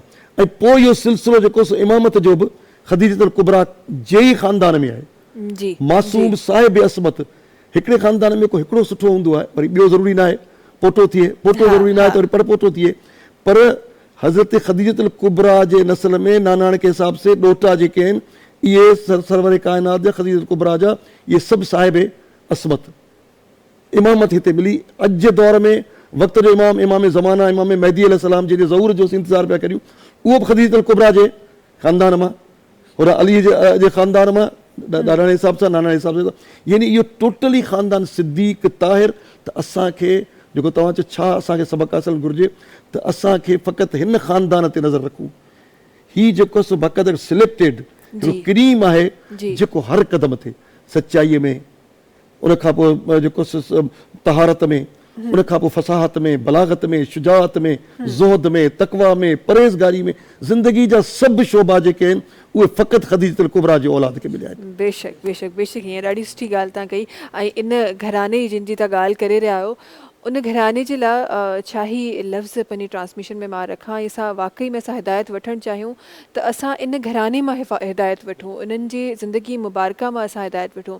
ज़ाकिर साहबा बड़ा मखसूस वक्त है हमारे पास, उसके बाद हमें ब्रेक की तरफ जाना है, लेकिन मैं चाहती हूँ कि यहाँ आपके अल्फाज भी शामिल हो। हम जिस तरह जनाब से गुफ्तगू कर रहे थे तो ज़रा सा आपकी तरफ भी आना चाहूँगी, और आप क्योंकि ख़ुद एक औरत हैं तो आपके लफ्ज़ों में मैं ज़रा सा जानना चाहती हूँ कि हज़रत खदीजतुल कुबरा रज़ियल्लाहु तआला अन्हा की ज़िंदगी मुबारका से एक औरत को आज क्या क्या सीख मिलती है। देखिए जनाब खदीजतुल कुबरा सलामुल्लाह अलैहा वो शहज़ादी हैं, वो बाअज़मत बीवी हैं कि कायनात का नबी जनाब हबीब खुदा पूरी कायनात को ठोकर मारकर जैसे सोने का बना दे उसे मोहम्मद कहा जाता है, और मोहम्मद जिसके सदक़े में गनी कहलाए वो बीबी खदीजतुल कुबरा सलामुल्लाह अलैहा। और जनाब हबीब खुदा जिन शहज़ादी के एहतराम में अपनी जगह से बुलंद हो जाए उन्हें फातिमा ज़हरा कहा जाता है, लेकिन फातिमा ज़हरा जिनके एहतराम में अपनी जगह से खड़ी हो जाए उन्हें खदीजतुल कुबरा सलामुल्लाह अलैहा कहा जाता है। उम्मुल मोमिनीन होना अलग बात है, उम्मे फातिमा होना अलग बात है, उम्मे इस्मत, उम्मे मासूमा, उम्मे ताहिरा होना अलग बात है। और ये वाहिद फजीलत जो है ये खदीजतुल कुबरा को मिली कि जिनका हर रिश्ता सरदार कहलाया। यानी यहाँ पर अगर हम देखें तो इनका शौहर नबियों के सरदार हैं, इनकी बेटी तमाम खवातीन की सरदार हैं, इनके दामाद मौलाए कायनात हज़रत अली अलैहिस्सलाम तमाम मर्दों के सरदार हैं, यानी अली इब्न अबी तालिब जो वलियों के भी सरदार हैं, इमामों के भी सरदार हैं, और इनके नवासे जनाब हसनैन अलैहिस्सलाम जवानाने जन्नत के सरदार हैं। तो जिनका हर रिश्ता बादशाहों वाला रिश्ता है, उन खदीजतुल कुबरा सलामुल्लाह अलैहा की सीरत तैयबा से एक ख़वातीन को, मतलब इस माशरे की ख़वातीन को ख़ास तौर पर ये सीखने की ज़रूरत है कि इतना साहिब हैसियत होने के बावजूद कि इतनी दौलत थी आपके पास के खलीफा अव्वल का मैं एक जुमला यहाँ पे कोट करना चाहूँगी कि उनका ये कौल मैंने किताब जलालुद्दीन सयूती की किताब है तफसीर दुर मंशूर, उसमें मैंने पढ़ा कि उसमें उन्होंने इरशाद फरमाया कि खलीफा अव्वल ने कहा था कि जनाब खदीजतुल कुबरा इतनी दौलतमंद थी, लेकिन जब अपने शौहर की ज़ौजियत में गई हैं, हबीब खुदा की ज़ौजियत में गई, तो उन्होंने दौलत का अंबार लगा दिया दीन इस्लाम को फ़रोग़ देने के लिए। इतना दौलत का अंबार था कि ये खलीफा अव्वल का जुमला है कि मुझे सामने की दीवार नज़र नहीं आती थी, इतनी दौलत थी, इतनी दौलत मुझे नज़र आई। तो जो इतनी दौलत की मालिक हो वो खदीजा, कि जब आखिरी वक्त खदीजा का आया तो खदीजा ने कितनी परेशानी में वो वक्त गुजारा, कितनी मुसीबतों में वो वक्त गुजारा। कभी हबीब खुदा से शिकवा नहीं किया कि या हबीब खुदा मैंने आपके इस्लाम पर पूरी दौलत कुर्बान कर दी और अब मैं फाक़े की मुसीबत गुजार रही हूँ, या हबीब खुदा मेरे तन पर सिर्फ एक यही लिबास है, मेरे पास अब ये भी आसरा नहीं है कि मुझे कफन मिलेगा। ये भी हमें जुमले मिलते हैं, बड़े तकलीफ दे अमर वाले जुमले हैं ये, कि जब हम तारीख़ में पढ़ते हैं कि बीबी खदीजतुल कुबरा के ऊपर इतना मुसीबत का वक्त था कि बीबी ने फातिमा ज़हरा से ये फरमाया था कि बीबी मुझे नहीं लगता कि मुझे कफन भी दिया जाएगा, जब जनाब हबीब खुदा ने अपना पैराहन अता फरमाया। लेकिन अगर हम यहाँ पे ख़वातीन के लिए मिसाल देखें तो जिस तरह फातिमा ज़हरा ने अपनी इस्मत से, अपनी तहारत से तमाम ख़वातीन के लिए एक मिसाल कायम की, वहाँ जनाब खदीजतुल कुबरा ने अपने किरदार के ज़रिए ये तारीख़ रकम की है कि कभी भी कितनी ही बड़ी मुसीबत आ जाए, कितनी ही बड़ी परेशानी आ जाए, अगर आप साहिब हैसियत शादी से पहले भी हो और शौहर के घर आकर आपको मुश्किलात का, परेशानियों का सामना करना पड़े, तो कभी भी शौहर से शिकवा ना करो, इसलिए कि तुम्हारा शौहर कहीं शर्मिंदा ना हो जाए तुम्हारी फरमाइश करने पर। यही वजह है कि फातिमा ज़हरा ने भी कभी भी, उनकी बेटी की अगर हम सीरत देखें तो फातिमा ज़हरा ने भी कभी भी अली से कोई शिकवा नहीं किया। हालांकि फातिमा ज़हरा अगर चाहती तो कायनात का निज़ाम रुक जाता अगर फातिमा चक्की चलाना छोड़ देती, लेकिन ये फातिमा की आला तरीन मिसाल है, बीबी की तरबियत की आला तरीन मिसाल है। वाह वाह, बहुत ही खूबसूरत बात। जल्दी सां नाज़रीन ब्रेक की तरफ़ हलणो आहे, ज़िक्र ख़ैर तो बिल्कुलु आहे, ऐं असां अॼु जंहिं हज़ीम हस्ती जे बारे में पंहिंजे ट्रांसमिशन में लफ़्ज़ रखी रहिया आहियूं, इन्हनि लफ़्ज़नि खे इंशाअल्लाह कंटिन्यू कंदासीं, पर वठूं था हिते हिकु ब्रेक। नाज़रीन तव्हां सां मुलाक़ात कयूं था हिन ब्रेक खां पोइ।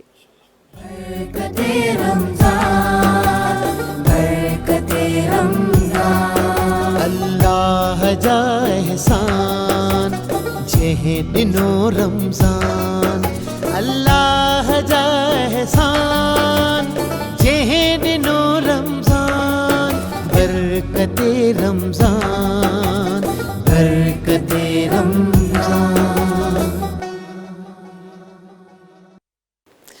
खूबसूरत ट्रांसमिशन में एक दफ़ो ॿीहर तव्हां सभिनी खे भली का हिन ट्रांसमिशन ॾाढी ख़ूबसूरती सां हली रही आहे। ख़ूबसूरत आवाज़ूं असांजी ट्रांसमिशन में असांजो साथ रखनि थियूं। थोरी देरि पहिरीं असां सां गॾु सैदा अलिशबा ज़हरा साहिबा हुयूं जिन ॾाढी ख़ूबसूरती सां ॾाढो ख़ूबसूरत पंहिंजो अंदाज़ असांजी ट्रांसमिशन में रखियो। गॾो गॾु असां गॾु तशरीफ़ रखनि थियूं सैदा रौनक बतूल साहिबा। चाहियां थी त उन्हनि जो ख़ूबसूरत आवाज़ ट्रांसमिशन में शामिल थिए। बिस्मिल्लाहिर्रहमानिर्रहीम। दम हमदम अली अली अली मौला, दम हमदम अली अली अली मौला, अली मौला,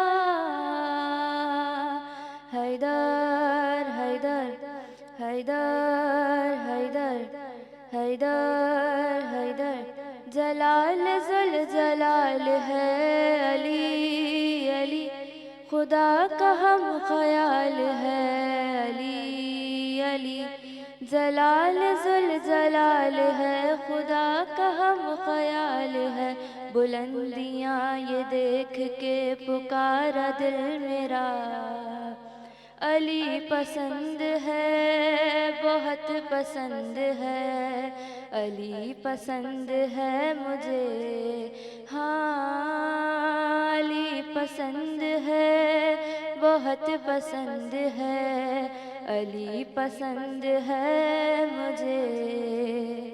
रजब की 13वीं को ये बुतों से काबा बोल उठा, चलो यहाँ से जाओ अब, था जितना न रह लिया, खुदा का है ये फैसला, अली अली है जिसका घर वो आ गया, अली अली खुदा का है ये फैसला, है जिसका घर वो आ गया, नहीं पसंद मुझको तुम मुझे तो बस मेरा अली पसंद है, बहुत पसंद है, अली पसंद है मुझे, हाँ अली पसंद है बहुत पसंद है,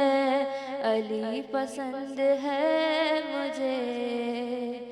न जाने कितने लोग थे जो सो सके न रात भर, थे मुंतज़िर बतूल का बनेगा कौन हम सफ़र, सितारा अर्श से चला अली अली, लिए रज़ाए फ़ातिमा अली अली, सितारा अर्श से चला लिए रज़ाए फ़ातिमा, अली के दर पे आके ये सितारा बोल उठा, अली पसंद है बहुत पसंद है, अली पसंद है मुझे, हाँ अली पसंद है बहुत पसंद है, अली पसंद है मुझे। लिए किताब हाथ में हर एक हिसाब मांगने, फरिश्ते कब्र में गए जवाब मांगने, मैं मुतमईन था साथ है अली अली, मेरे लिए निजात है अली अली, मैं मुतमईन था साथ है मेरे लिए निजात है, फरिश्ते कुछ न कह सके ये मैंने जब कहा, अली पसंद है बहुत पसंद है, अली पसंद है मुझे, हाँ अली पसंद है बहुत पसंद है, अली पसंद है मुझे। ये दे रहा था दार पर बयान मी समय विला, अली का इश्क साथ है तो जान क्या حد میرے جنون کی علی علی نہ روک پائے گا کوئی علی علی ہے حد میرے جنون کی نہ روک پائے گا کوئی تو جتنی بار پوچھ لے کہوں گا میں صدا علی پسند ہے بہت پسند ہے علی پسند ہے مجھے ہاں علی پسند ہے بہت پسند ہے علی پسند ہے مجھے علی کا ہاتھ تھام کر نبی نے خم میں یہ کہا بغور دیکھ لے سبھی یہی ہے جان نشیں میرا کہا یہ جب رسول نے علی علی ہے سب کے مولا جس سے علی علی کہا یہ جب رسول نے ہے سب کے مولا جس سے تو جھوم کے ہر عاشق علی نے دی صدا علی پسند ہے بہت پسند ہے علی پسند ہے مجھے ہاں علی پسند ہے بہت پسند ہے علی پسند ہے مجھے ماشاءاللہ ماشاءاللہ ماشاءاللہ ماشاءاللہ ٹرانسمیشن میں کچھ بین آوازن جو بھی ساتھ آئے چاہاں تھی انہوں جی طرف بونجے سے سگد مہدی رضوی صاحب تشریف فرما ہیں جلدی سا انہوں جی طرف ویندہ میں انہوں کی گزارش کرنم پہنجی آواز سائیں ٹرانسمیشن میں رکھن بسم اللہ الرحمن الرحیم لکھ فاطمہ زہرا کی ثنا اور زیادہ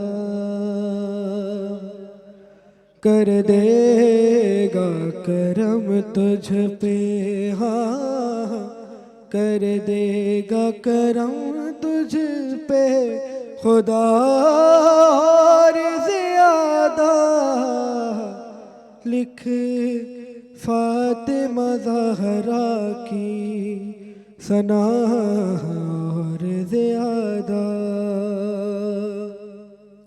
کوثر کو عطا کر کے صدا دی خدا نے کوثر کو عطا کر کے صدا دی خدا نے بنتا ہے خدیجہ کا ہاں بنتا ہے خدیجہ کا صلہ اور زیادہ لکھ فاطمہ زہرا کی ثنا اور زیادہ راغب کی طرف دیکھ کے شبیر پکارے راغب کی طرف دیکھ کے شبیر پکارے یہ سات پسر کافی ہیں یہ سات پسر کافی ہیں یار زیادہ لکھ فاطمہ زہرا کی ثنا اور زیادہ مہدی سے ملاقات ہو یوں وقت کی چاکی مہدی سے ملاقات ہو یوں وقت کی چاکی اے بی ذرا تیز ہاں اے بی ذرا تیز چلا اور زیادہ جو خود کو سمجھتی ہے کنیز در زہرا، جو خود کو سمجھتی ہے کنیز در زہرا، اسے سر پہ ضروری ہے، اس سر پہ ضروری ہے رضا اور زیادہ، لکھے فاطمہ زہرا کی ثنا اور زیادہ۔ ایک نور نظر آئے گا ہمراہ علی کے، ایک نور نظر آئے گا ہمراہ علی کے، معراج کا پردہ جو، معراج کا پردہ جو اٹھا اور زیادہ، لکھ فاطمہ زہرا کی ثنا اور زیادہ۔ ماشاءاللہ ماشاءاللہ، سبحان اللہ سبحان اللہ۔ کچھ گھڑیوں رہ جی ویوں آہن ہن اشرے کے الوداع چڑھ میں، ایوں کھا پو انشاءاللہ تھوڑی دیر میں افطار کھا پو اساں ایک بے اشرے میں انشاءاللہ داخل تھی وینداسیں۔ آخر میں تھوڑا سا لفظ ماں رکھن چاہیاں تھی، اس گڈ ذاکرہ صاحب بھی تشریف فرما ہیں، تھوڑا سا جی طرف بھی بننا چاہیاں تھی۔ آپ کی طرف آنا چاہوں گی، ہم نے تاریخ میں جب ہم حضرت بی بی خدیجہ رضی اللہ تعالیٰ عنہ کی بات کرتے ہیں تو تاریخ میں بڑی قربانیاں ان کی نظر آئی ہیں اسلام کے لیے۔ تاریخ میں اسلام پھیلانے کے واقعات میں بھی کئی جگہ آپ کا نام لیا گیا ہے، تو ذرا سا میں وہ الفاظ اپنی ٹرانسمیشن میں شامل کرنا چاہتی ہوں کہ آپ نے کس طرح اسلام کو پھیلایا، کس طرح لوگوں تک پہنچایا۔ دولت تو تھی ہی تھی، لیکن آپ نے لفظوں کے ساتھ کس طرح اسلام کو پھیلایا؟ بہت بہترین سوال آپ کا۔ دیکھیں جناب خدیجۃ الکبریٰ سلام اللہ علیہا نے جب دین اسلام کی تبلیغ کرنی شروع کی اپنے شوہر کے شانہ بشانہ رہ کر، تو انہوں نے جس طرح جناب فاطمہ زہرا کے لیے کہا جاتا ہے کہ وہ پہلی محافظہ ولایت ہے، تو جناب خدیجۃ الکبریٰ سلام اللہ علیہا بھی پہلی محافظہ رسالت ہے، اور یہی وجہ ہے کہ انہوں نے امور رسالت کو انجام دینے کے لیے، کیونکہ شوہر جو ہیں وہ رسالت کے امور انجام دے رہے ہیں، لیکن جناب خدیجۃ الکبریٰ سلام اللہ علیہا خود جا کے جناب حبیب خدا کے پیغام کو پہنچاتی رہی۔ خواتین کے ذریعے کہا جاتا ہے کہ کہیں بھی انقلاب لانے میں خواتین کا ایک بہت بڑا کردار رہتا ہے۔ یہ وجہ اگر کربلا میں بھی آپ دیکھیں تو جناب زینب عالیہ نے کربلا کی تاریخ میں اہم کردار ادا کیا، اسی طرح جناب فاطمہ زہرا نے علی کی ولایت کا پیغام پھیلانے میں ایک اہم کردار ادا کیا۔ ولایت سے پہلے رسالت کا پیغام پھیلانے کے لیے جناب خدیجۃ الکبریٰ نے ایک اہم کردار ادا کیا۔ خواتین کے ذریعے کس طرح ادا کیا بی بی نے اس کردار کو، کہ بی بی نے دولت تو بے شک خرچ ہی کی، لیکن بی بی نے گھر گھر جا کر دین اسلام کی تبلیغ کی۔ حالانکہ یہ بھی کہا جاتا ہے کہ جناب خدیجۃ الکبریٰ کو جواب میں سخت ترین جملوں کا سامنا کرنا پڑتا تھا، لیکن شہزادی اپنے شوہر کی خاطر اور پھر سب سے بڑھ کر رسالت کی خاطر، نبوت کی خاطر ان تمام تکلیفوں کو برداشت کر لیتی تھی، اور پھر یہ تمام تکالیف جب برداشت کرتی تھی تو جناب خدیجۃ الکبریٰ سلام اللہ علیہ کو اللہ تعالیٰ نے اتنا بہترین اجر عطا فرمایا۔ خاص طور پر میں کیونکہ اقتدامی مراحل میں اور دامن وقت میں اتنی گنجائش نہیں ہے، تو میں اسی سوال سے متصل کر کے اپنا ایک اور جملہ جو میں آج ناظرین تک پہنچانا چاہتی تھی، کیونکہ آج 10 رمضان ہے اور آج جناب خدیجۃ الکبریٰ کی رحلت کا روز ہے، اور آج اگر دیکھا جائے تو بی بی سے توسل کرنے کا بھی روز ہے، اور بی بی سے توسل کرنے کے لیے، کیونکہ دیکھیں یہ پہلی محافظہ رسالت ہے، انہوں نے اس وقت رسالت کے پیغام کو پہنچایا، آج بھی بی بی رسالت کے پیغام کو پہنچا رہی ہیں۔ وہ اپنا انتخاب صحیح کر کے دکھا رہی ہیں کہ رسول خدا نے اگر ان کا انتخاب کیا 25 سال تک ان کی شرکت کسی کے ساتھ برداشت نہیں کی، تو کس طرح نہیں کی، کیونکہ بی بی کا کردار اتنا عظیم تھا کہ آج بھی بی بی سے آپ توسل کریں اپنے، کیونکہ اب ماشاءاللہ افطاری کا وقت قریب ہے، افطاری کے بعد بھی آپ اگر سحری کے ٹائم پر بھی آپ ہرے رنگ کا کپڑا ماشاءاللہ بچھائیں اور دودھ کا ایک گلاس رکھ دیں، جو بھی آپ کی حسب حیثیت ہو، اور آپ اس پر نظر جناب خدیجۃ الکبریٰ سلام اللہ मौला अलैहा देकर जो भी दुआ मांगे, कहा जाता है रसूल खुदा को वास्ता दें कि या हबीब खुदा आपकी ज़ौजा का आपको वास्ता, मेरी रिस्क की बड़ी परेशानी है। कोई अगर बेरोज़गार है तो वो अपने रोज़गार की दुआ करे, किसी लड़की की शादी नहीं हो रही तो अपनी शादी की दुआ करे, जो भी आपकी तकालीफ है। देखें ये जो जनाब खदीजतुल कुबरा ने दीन इस्लाम की तबलीग की ना, अल्लाह ताला ने वहाँ इन्हें अजर किस तरह अता किया। आज जो भी बीबी खदीजतुल कुबरा से तवस्सुल करता है, यकीन कीजिए आज़मूदा है, मुजर्रब अमल है।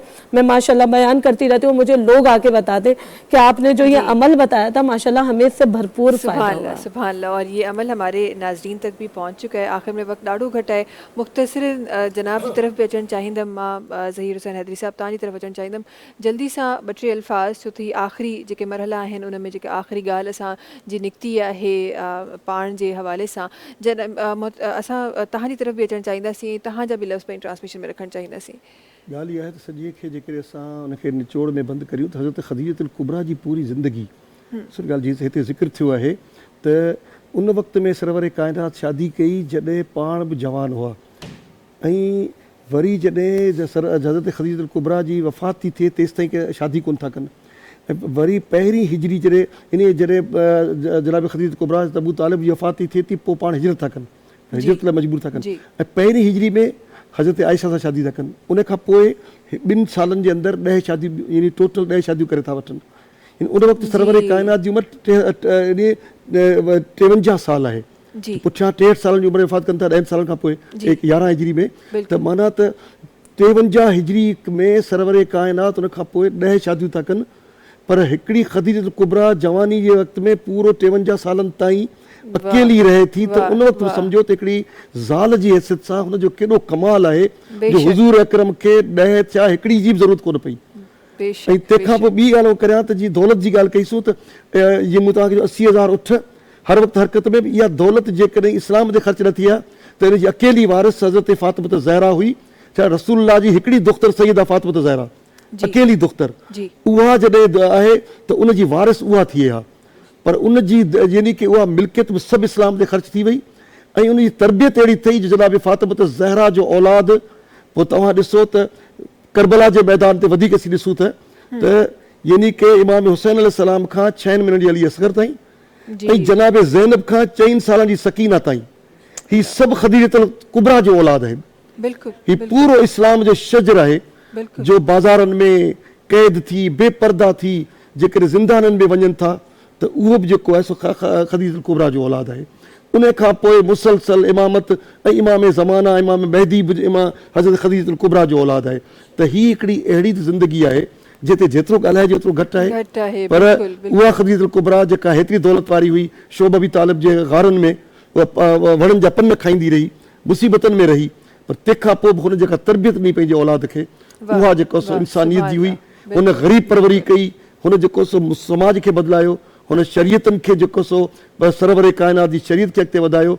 वक़्तु न आहे, न त जेको सो इन मौज़ू ते जेतिरो ॻाल्हाए जेतिरो घटि आहे। बिल्कुलु ईअं ई आहे, बिल्कुलु ईअं ई आहे। पर मां हमेशह इहा ॻाल्हि चवंदी आहियां त न सिर्फ़ु असांजे दीन में असांखे अहिड़ा वाक़ियात ऐं तरबियतूं ऐं असांखे सिखियाऊं मिलनि थियूं, बल्कि असांखे वक़्त जो पाबंद हुजण बि असांजो दीन असांखे सेखारे थो, असांजो इस्लाम असांखे सेखारे थो।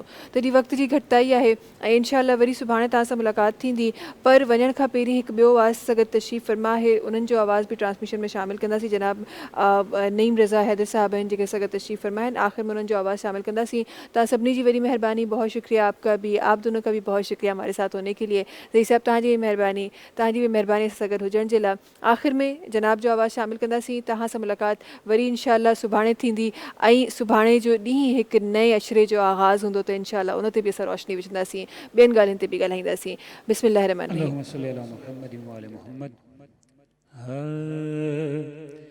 ए खदीजा हो गई तो कीर सारी आपकी, ए खदीजा हो गई तो कीर सारी आपकी, आई जब घर में मोहम्मद के सवारी आपकी, ए खदीजा हो गई तो कीर सारी आपकी, कर दिया दीने खुदा पर आपने सब कुछ निसार, کر دیا دین خدا پر، آپ نے سب کچھ نثار، زینت اسلام ہے جو جان ساری آپ کی، اے خدیجہ ہو گئی توقیر ساری آپ کی، اور آپ نے دی ہے نبی کو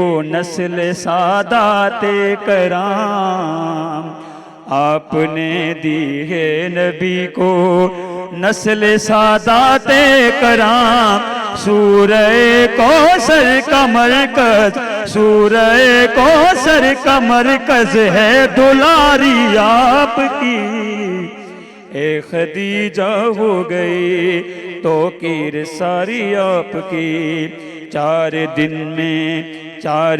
میں آپ کی رحلت ابو طالب کی موت، 4 دن میں آپ کی رحلت ابو طالب کی موت، ہائے شفقت ان کی اور خدمت گزاری آپ کی، اے خدیجہ ہو گئی توقیر ساری آپ کی۔